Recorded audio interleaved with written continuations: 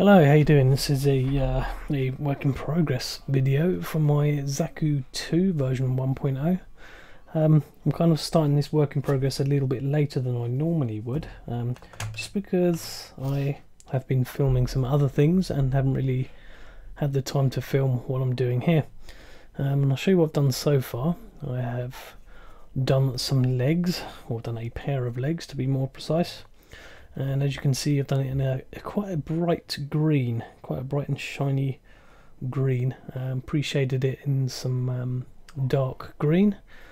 Pre-shaded these blue bits in some black, and then mixed up a kind of a midnight blue with Mr. Colour.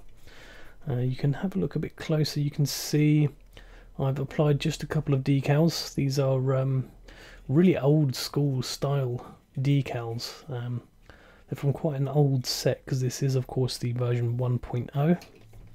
Also done a reverse wash on the feet here, so you can see there's a bit of detail. And what I'm doing now is just going through all the weapons and adding in some more detail. And as you can see, I've primed it up here and given it a base coat of neutral grey. You can see here I've also started doing some masking on this weapon.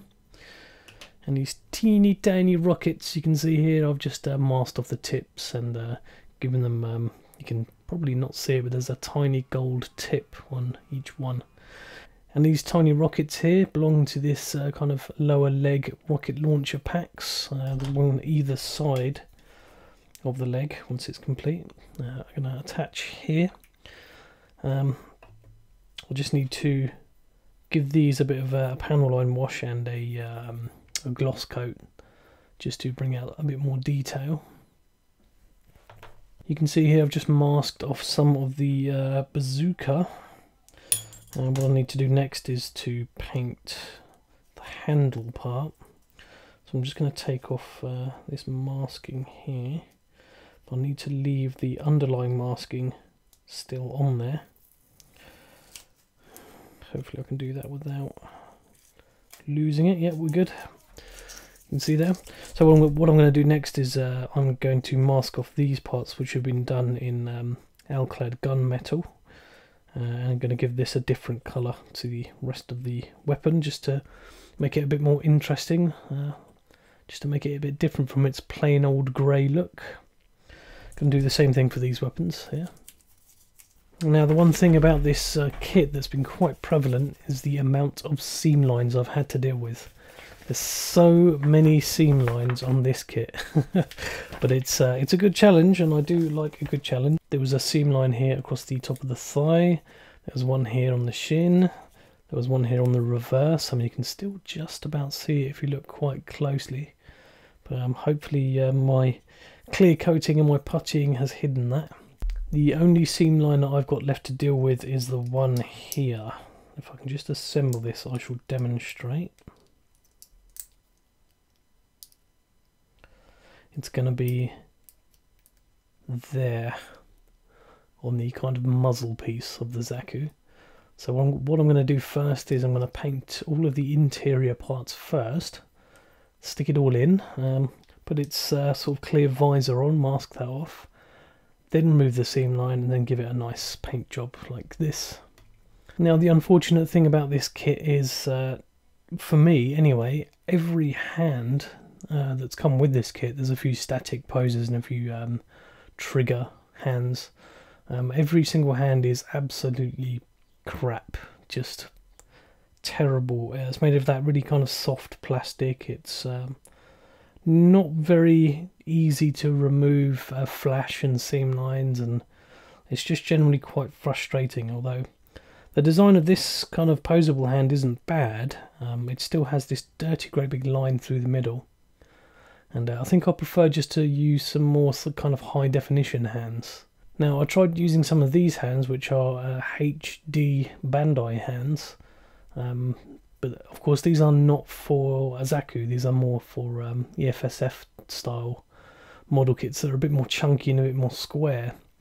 And unfortunately that means that when he goes to hold weapons, this kind of top of the hand gets very in the way to the kind of back of these guns.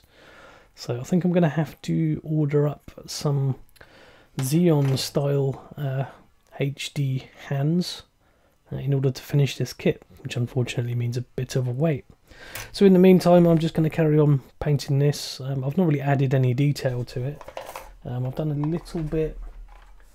I added a little bit of detail here on the top, just some of these kind of hook style details that came with the kit, and this and a vent as well, and also added a plar plate on top of here just to give it a bit more depth, and scribed in. You can hardly see that, but there is a scribed in line just going across here, and of course this is just primed, so it's quite rough.